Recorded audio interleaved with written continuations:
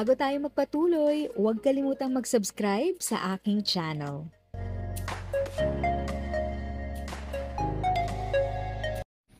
Thank you sa pag-click ng aking video. Good day po sa lahat ng ating SSS pensioners. Sa mga bagong viewers at napadaan lang, by the way, I'm Tita Eda.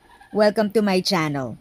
Ang channel na maghahatid sa iyo ng dagdag kaalaman tungkol sa government services, bagong mga balita at informative videos na galing sa legit na resources. Mag-subscribe na para updated ka. Naglabas ng panibagong babala ang Social Security System, SSS, hinggil sa pagdami ng mga scammer na gumagamit ng peking mensahe, tawag at social media accounts upang makuha ang personal na impormasyon ng mga miyembro. Ayon sa ahensya, dumarami ang ulat ng mga nabibiktima ng phishing links at pekeng alok na may kinalaman umano sa benepisyo ng SSS. Maria ng SSS Public Affairs Department na maging mas mapanuri ang publiko, lalo na't lumalawak ang pamamaraan ng mga manloloko gamit ang digital platforms. Muling iginiit ng SSS na hindi sila kailanman humihingi ng personal na impormasyon, login details o password sa pamamagitan ng SMS, email, tawag o social media chat. Ayon sa opisyal, anumang mensahe na nanghihingi ng mga ganitong detalye ay dapat ituring na kahina-hinala at agad na i-report.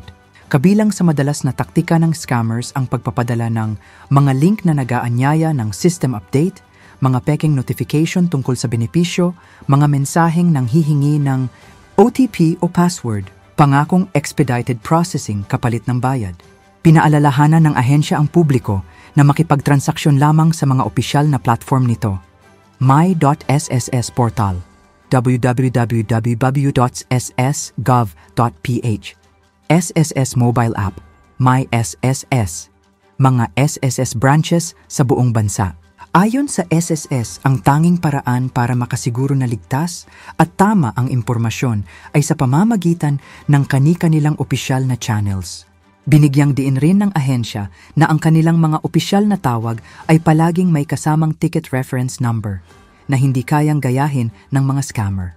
Hinimok ng SSS ang publiko na i-report agad ang anumang kahina-hinalang mensahe o tawag sa SSS Hotline 1455, email usss@ss.gov.ph.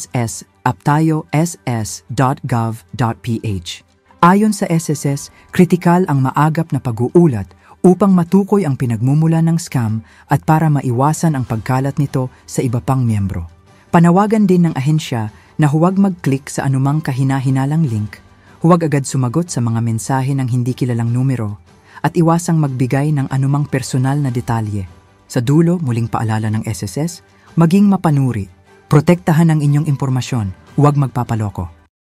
If sa tingin mo, natulungan ka ng video ko na ito, nakasave ka sa oras mo, you can click yung thanks button at any amount ay malaking help sa pag-grow ng channel ko. Yun lang po muna ang aking update.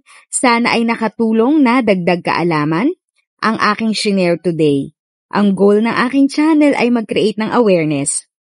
Kung ganitong mga topic ang gusto mo, panoorin mo ang mga videos ko na ito.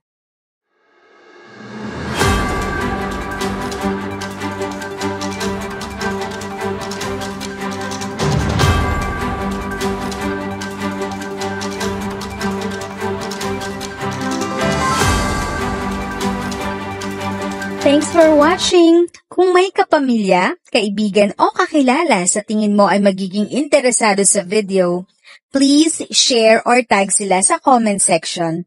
At syempre, if nagustuhan mo ang video, i-like mo na ito at subscribe ka na din. As always, feel free to write your questions, comments, and opinions respectfully. And continue to be a blessing and stay safe!